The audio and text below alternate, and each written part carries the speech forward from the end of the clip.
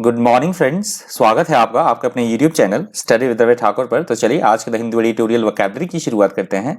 आज का जो पहला एडिटोरियल दिया गया द हिंदू का, उसका हेडिंग है fair assessment on CBSE class 12th evaluation system. तो पहला जो एडिटोरियल दिया गया है, पेंडेमिक के कारण अभी सारे एग्जाम्स जो है वो कैंसिल हो चुके हैं, रद्द कर दिए गए हैं। तो ये सीबीएसई के बारे में दिया गया कि जो 12th क्लास का इवेल्यूशन सिस्टम है, मतलब उन्हें किस प्रकार से किस तरह से उनकी मार्किंग की जाएगी, किस तरह से उनको नंबर दिए जाएंगे जो 12th क्लास में है, उसको उनको प्रमोट किया गया है। तो किस तरह से इवेल्यूशन की जाएगी उनकी, तो इसके बारे में कही गई सारी बातें। इंपॉर्टेंट एडिटोरियल है, आप जरूर करके इसको पढ़िएगा। तो आज की जो वोकैबुलरी का पहला वर्ड है अनप्रेसिडेंटेड। अनप्रेसिडेंटेड वर्ड यहाँ पे एडजेक्टिव की तरह यूज हुआ है। अनप्रेसिडेंटेड का मतलब होता है ऐसी कोई बात, ऐसी कोई घटना जो आज से पहले कभी घटित ना हुई हो, उसे हम बोल सकते हैं अभूतपूर्व या अद्वितीय, और इंग्लिश में उसको बोला जाएगा unprecedented. If something is unprecedented it has never happened before.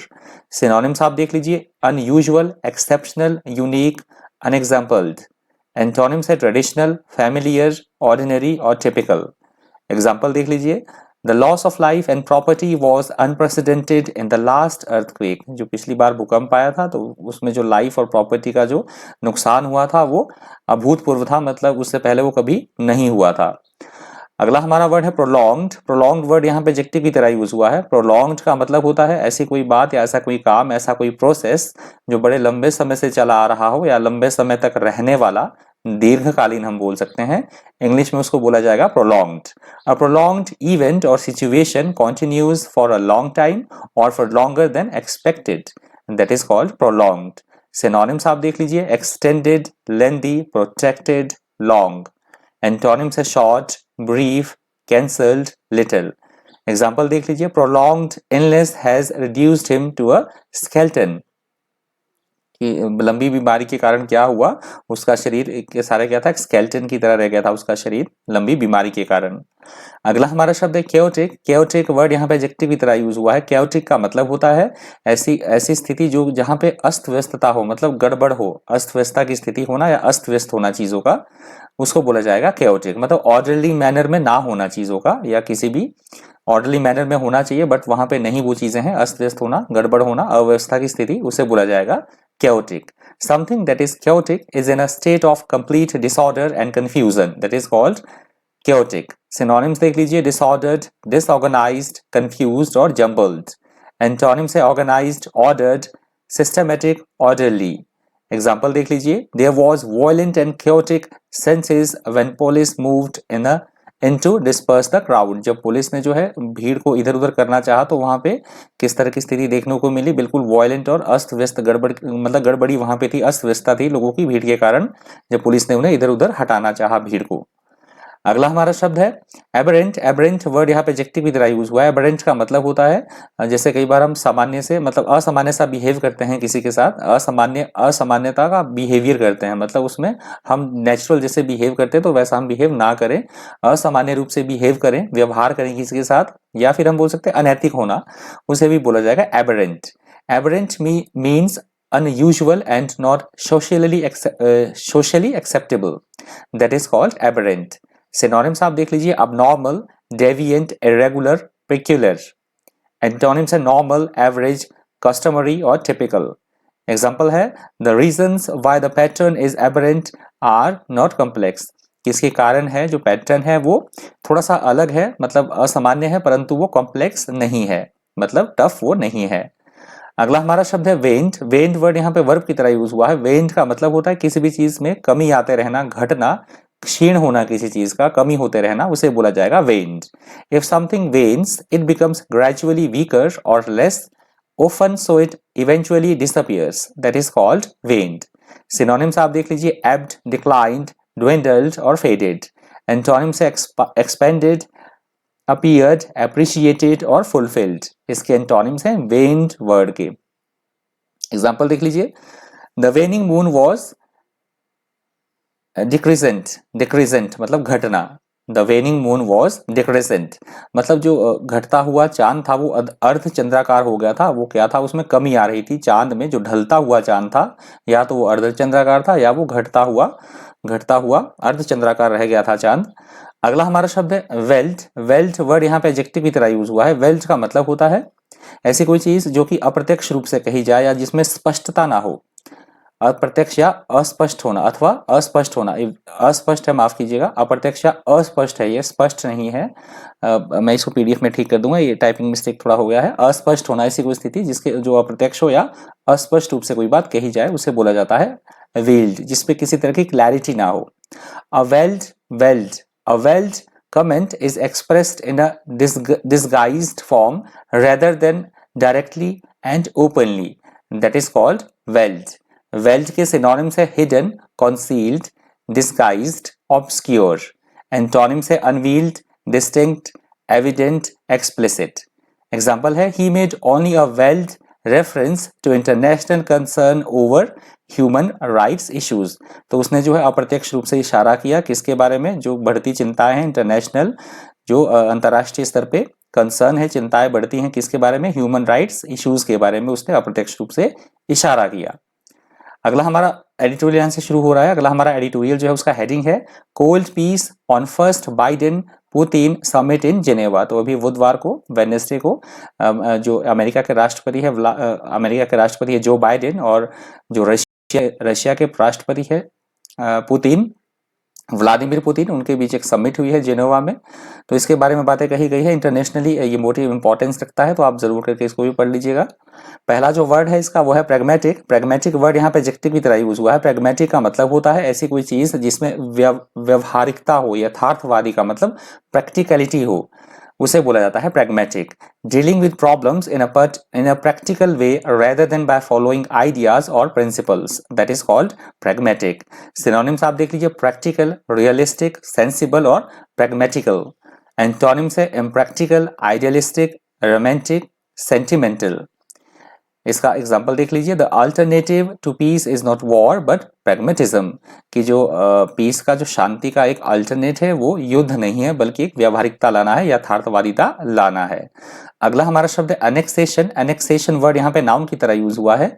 Annexation word का मतलब होता है किसी भी दूसरे देश का या दूसरे आइलैंड का, दूसरी जमीन का अपने देश में उसको मिला लेना, कब्जे में कर लेना किसी को, किसी जगह को, उसे बोला जाता है एनेक्सेशन।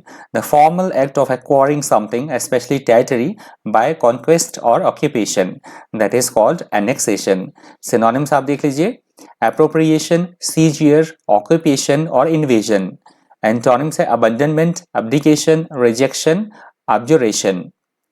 एग्जाम्पल है the government plan to annex the islands. Government ने, सरकार ने प्लान किया है जो आइलैंड्स है उसको अपने टेरिटरी में, अपनी सीमा में मिलाने का।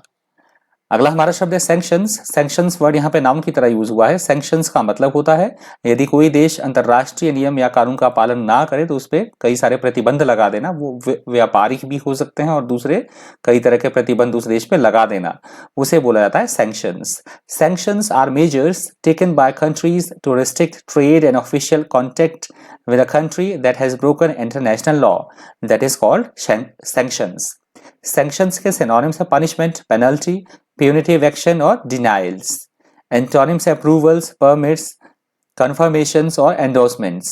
इसके antonyms हैं sanctions word के। Example है the European Union imposed financial sanctions on Iran, कि जो यूरोपियन यूनियन ने है फाइनेंशियल जो sanctions है, कई तरह की जो वित्तीय गतिविधियों की रोक लगा दी है, किस पे, ईरान पे लगा दी है रोक, फाइनेंशियल सैंक्शंस लगा दिए हैं ईरान पे।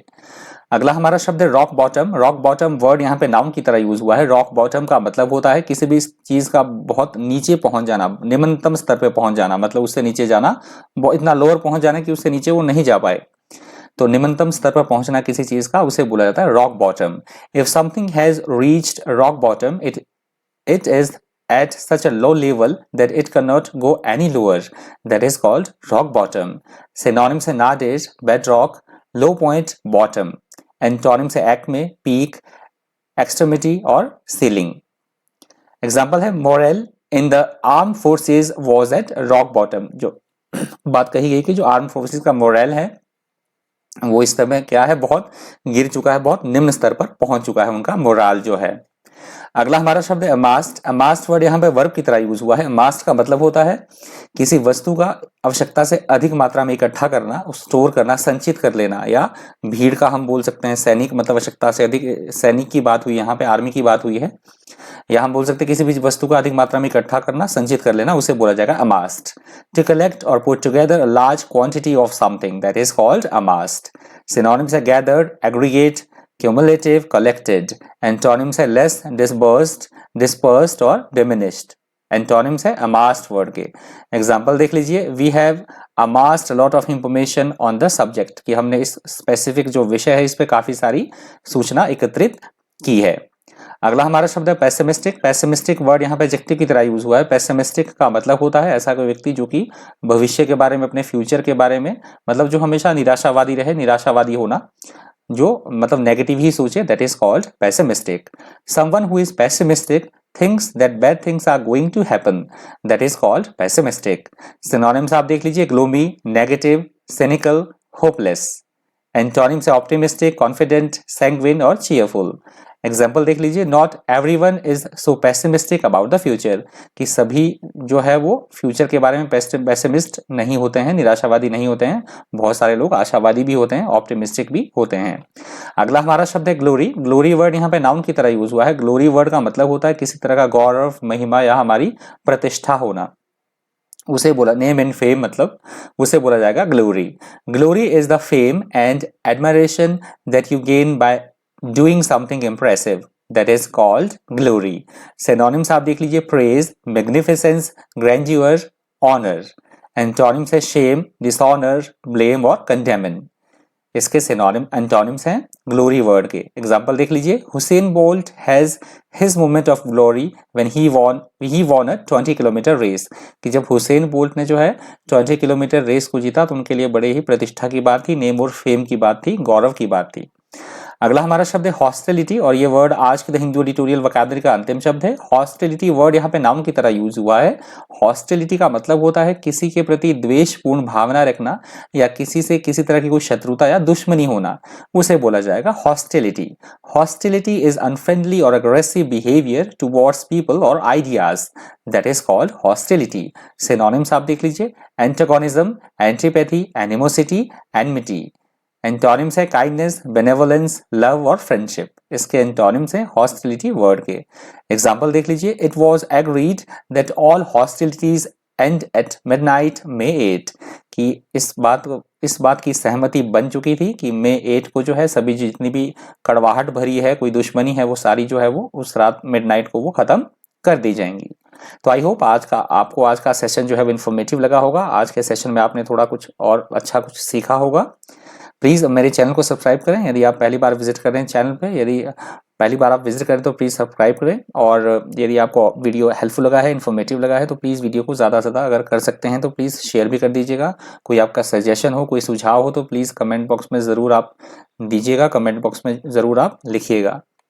तो आज के द हिंदी एडिटोरियल वोकैबुलरी में इतना ही। इसी तरह के इन्फॉर्मेटिव वीडियोज़ के लिए बन रही है चैनल पर। Thank you, thanks for watching.